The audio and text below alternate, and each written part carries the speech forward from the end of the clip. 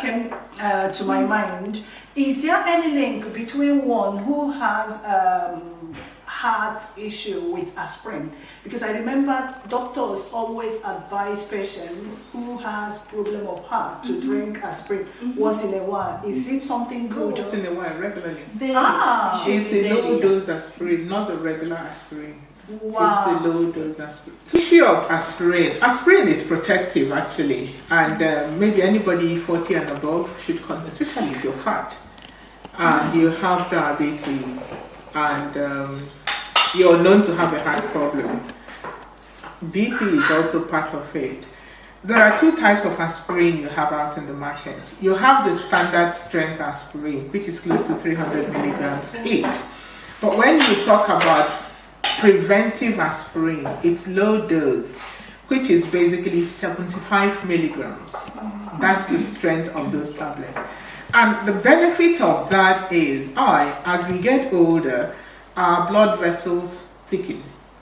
And with the blood vessels thickening, the flow of blood within those blood vessels is sluggish.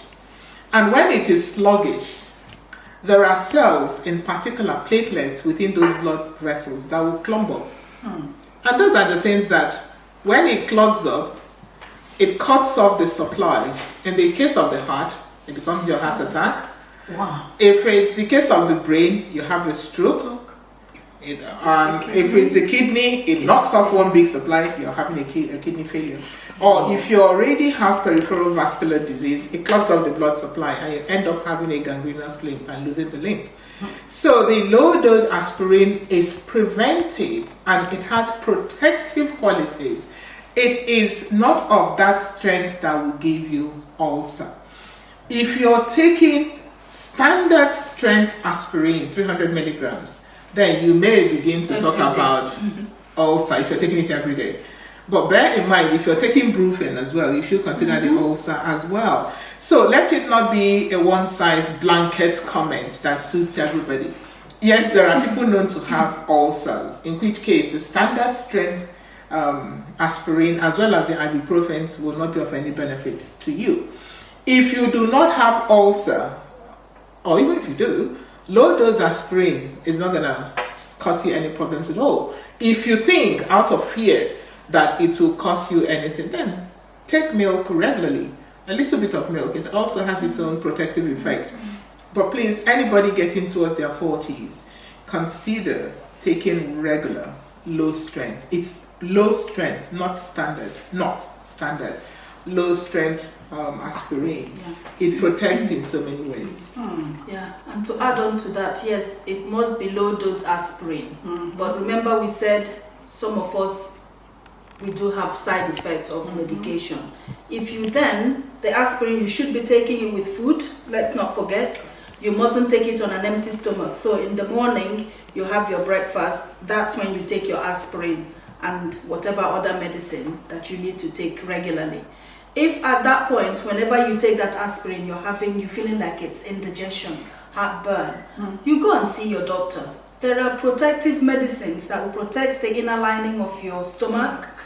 Here we have the lansoprazole, the omeprazole, the pantoprazole, or even Gaviscon, ranitidine. These are medicine that you can take to protect your stomach lining, milk or even the milk, to protect your stomach lining.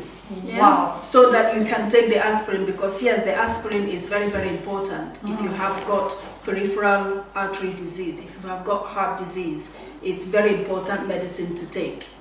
No. Oh, thank you so much. Let's talk about our health and well-being. Is highly interesting. And doctors, please, what type of, in conclusion, what type of advice are you going to give our audience? And again, our leaders also need to help, because I understand in Africa, especially Nigeria, we are talking about, we don't have good health infrastructure. This is so annoying. I don't know how to, we really need good health infrastructure in Nigeria. Leaders is something that you can do, and if you look around, all the medical doctors are planning to leave the country, which is not right, because one, they don't get good pay, I think we have leaders who can help us in that area so that at least people will try to, take good care of their health and know where to run to anytime they are sick. So my good doctors, what advice are you going to give, one, our leaders and our audience in conclusion of what we have said to them? The health of the nation is so important. On the back of it as well, information is wisdom. It's not always, yes, our government, they have a lot to answer. They have a lot to provide for us. And I say it purely because I know how my people think. You'll be thinking, oh yeah, she's in that part of the world and that's why she's opening and closing her mouth. I am a Nigerian first. I trained in Nigeria. So I did my postgraduate training. I did my training in Idiaraba, and I'm so proud of it. I've been here for so many years, and I can tell you, don't think that it's a bed of roses. We are good. We are good. However, I think the common issues we have is poor exposure, not understanding, swallowing whatever the doctor says. No doctor has a monopoly of wisdom, because sometimes we think because I'm a doctor you can take care of from stroke to kidney to heart to whatever to be a surgeon. No, it does not work like that. You might just have your subspecialty and you seek advice from your colleague who has another specialty interest. That is what makes you wholesome. Our practices back home, which was not exactly like that when I was in Nigeria though, of not telling patients what you're doing with them. You're giving somebody a pill to take, they don't have a clue what they are taking. I'm not sure how robust our history taking is with regards to what other medications is this particular person taking. Is there any possibility of interactions? Because we never consider that. And God knows, including I've lost a family member from anaphylactic reaction from simple iron. Oh. And what may have saved her life, this is a very close family member, what may have saved her life was a simple dose of, even if we didn't get adrenaline, that she was given steroids. She may be alive today. Oh. But she died. And she went through the whole anaphylactic process in her house and not understanding what was going on. So ignorance is a key problem for us. That if my colleagues back home, those of us in whatever part of the world we find ourselves, that we can have these sessions to educate our people. Most things are basic, because if you understand it quite early, or as they say in Igbo, if you have a black cow, goat, start looking for it early in the day, you'll find it, because once it's dark, you're not going to find it.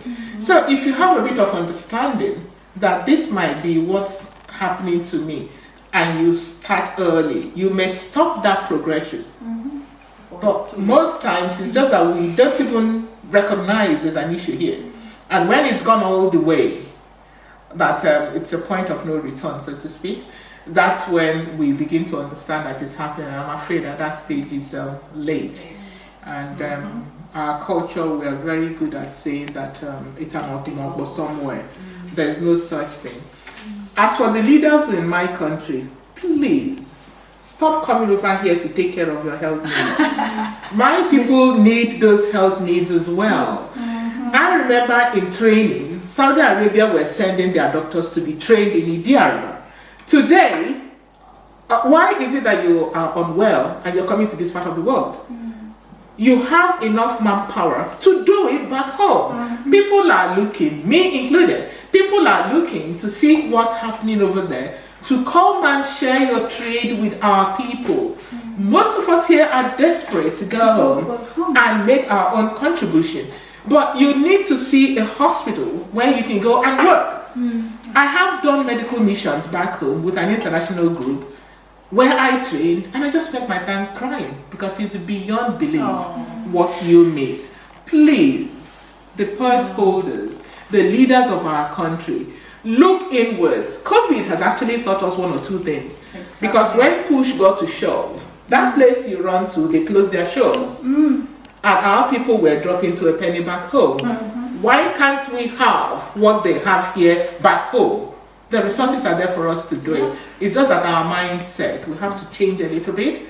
What we think, you can come and dash them their dollars. They're going to put you somewhere and do whatever else, and you dump your dollars and go, which is more pounds, which is what they wanted in the first place. But that cost of treating one of you is enough to treat thousands back home. So please look inwards. There'll be people to support you. They are human beings as well. They might not have the pen to sign it up, but they are human beings, and they deserve a decent hospital from our government.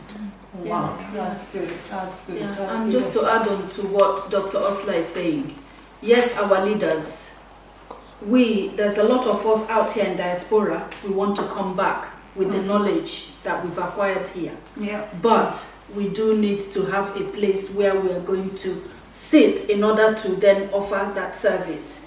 While we're waiting for our government to change, we, our people, because it's our own body, Exactly. we then go do whatever we can to make sure that we can stay and see tomorrow. So we have to try reduce our fat intake to hopefully reduce the level of cholesterol in our body. Yes. We have to stop smoking, definitely. The alcohol we have to reduce. Here we've been given guideline by the National Health, 14 units, which is your standard can of beer. So if you imagine that one can of beer gives you 2 units of alcohol. So 14, that's 7 cans for the week. That is more than plenty. Yeah. Reduce your amount of meat and fish that you eat. I don't know if you can see this. Yeah. This is a guide that we use here. That green bit, that should be the most of what you're eating. That is your fruit and vegetables. And then in that portion, that's where your yam and your cassava and your rice comes in, your carbohydrates, your starchy food.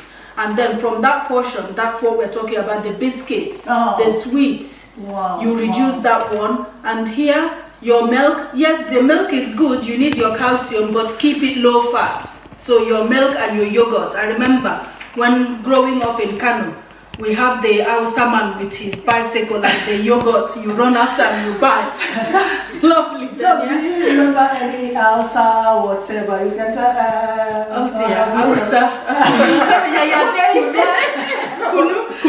Yeah. It's quite an elder drink though. There's another something drink. Is it shawarma? No, shawarma is fruit. There's another drink. Very popular in Is the it north. not Vukutu? No. There's another drink from the north.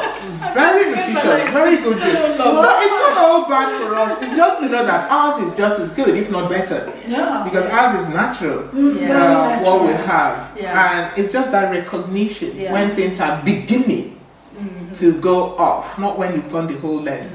That's where the issues are from. Going Having for enough awareness that something's not right. Wow. This is highly interesting. We are coming to the conclusion of our program today. Let's talk about our health and well-being. I thank Dr. Osler Ugu. I'm really grateful, and Dr. Choma. I'm so grateful, and I think with the spirit we've started, we'll really make a change. So watch out for our next episode. If you have any questions, I think you should go into our email, chinwe@enwind.it. Just send any already discussed, and we will reply you in the next episode. Thank you so much, and thanks for watching. See you next